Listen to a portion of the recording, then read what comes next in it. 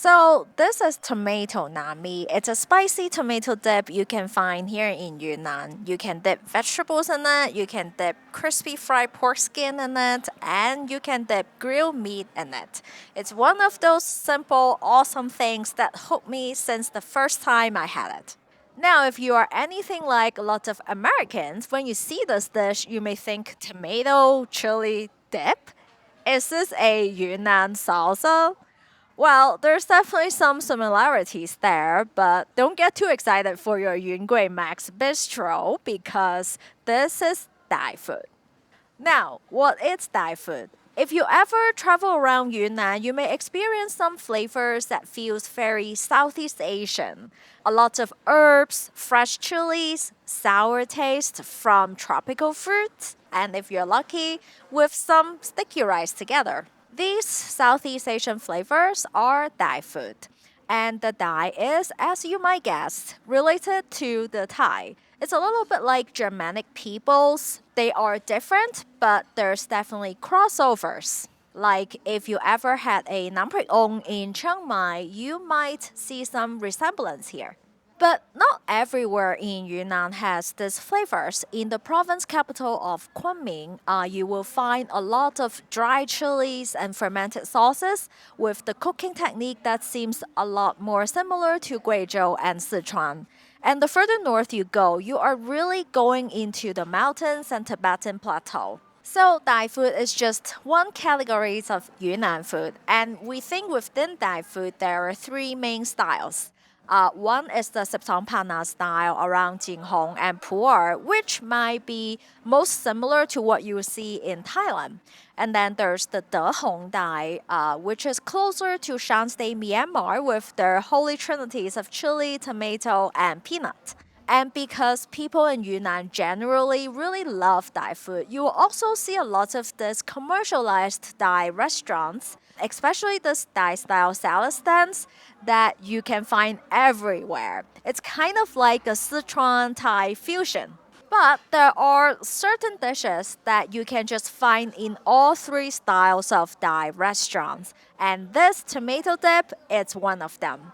It's just a very good way to eat vegetables with, and luckily it's very easy and doesn't require that many weird ingredients. So now let's go home and Chris will show you how to make it. So, okay, we're going to be doing a Dohong style tomato nami today, which really is pretty straightforward. Now, you're going to have two options for this one, the grill or the oven.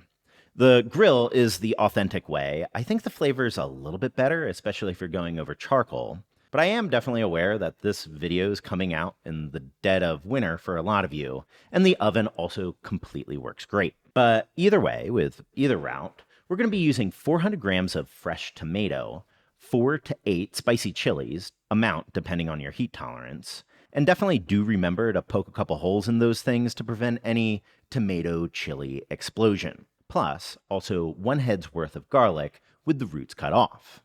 And again, if you want to go the oven route, that's also completely fine. Just pop those instead into a 185 centigrade oven. And on that note, if it is winter for you, and if your tomatoes are a little on the low quality side, I personally like to bridge that gap by also popping in a tablespoon of tomato paste wrapped up in tinfoil and roasting that too. So again, that's all pretty straightforward so far, but because this is us and we are kind of the hardcore cooking channel, I guess, we are going to be including our difficult to source ingredient of the week, which today is going to be tuanao, aka docherbing. Now, I promise that you don't need this. The Sipsong Pana versions, they usually don't include it. The commercialized versions definitely don't include it. So you can absolutely also just skip this. But the reason why I'm not, even though I probably should for the sake of clarity, is that I really, really just love this ingredient. What it is some lightly fermented soybeans that are then pressed into a cake and then sun-dried. It's just Really good. It's nutty. It's complex. You might be able to find it at a Burmese grocer, or if you're really lucky, a Northern Thai one. But again, it's optional. And for the particularly obsessive, we also dreamt up and tested 2 potential substitutes for this one as well. But either way, tuonao aside, if you're opting for the roasting method, just keep those in the oven for these times right here, and then take them out one by one. And if you're grilling, you're going to be looking for the tomato paste to get a bit fragrant, maybe about 5 or 10 minutes on there. The chilies to look a bit like this, the garlic like this, and the tomatoes, which definitely will take the longest time here, to be nice and soft like this. Then just peel your garlic, snip off the stems, and you can also snip those into 1 centimeter bits like I did here. Then optionally peel your tomato. For me, I like them pretty peeled, but you don't have to be obsessive. But either way, do definitely snip out the stem. And then now with all those cooked, now we can pound. So to do so, to a mortar, first toss in a 1/4 teaspoon salt, an optional 1/4 teaspoon of coriander seeds, pound that into a powder. And then if you're using it, it's at this point you can pound in your tuonao or maybe one of our 2 creative substitutes. Then add in your peeled roasted garlic, 2 tablespoons of a toasted chili powder, or alternatively chipotle flakes if you don't have toasted chili powder, and then pound those all until they're pasty.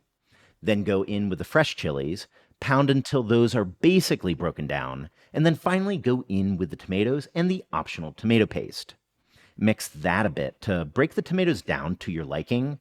Again, I personally like these pretty broken down, and then I also like to add back in any extra tomato liquid and then season that to taste.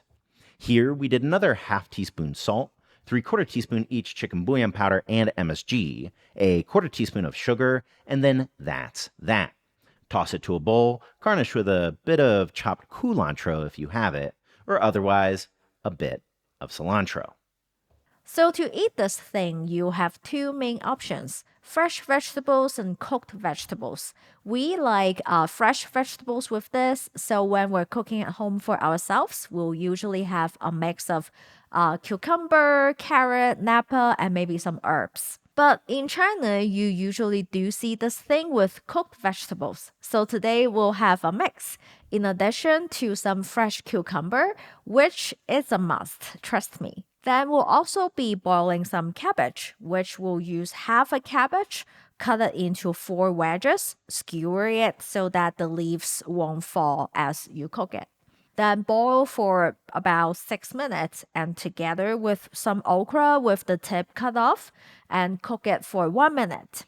And when it's done, take them all out and shock it with cold water, then drain really well. And then just nestle them on the plate and maybe top it with some carrot for your rabbit friend. And if you happen to have some crispy deep fried pork skin available to you, definitely add that to the mix as well. And that is it. This is just such a nice dish to complete a meal. You can have it alongside with some grill or deep fried meat, or you can enjoy it with some sapie Yunnan rice noodle dip, which we also have a video on. So right, check out the recipe in the description box. A big thank you for everyone that's supporting us on Patreon. And of course, subscribe for more fun Chinese cooking recipes. Carrot for your rabbit friend.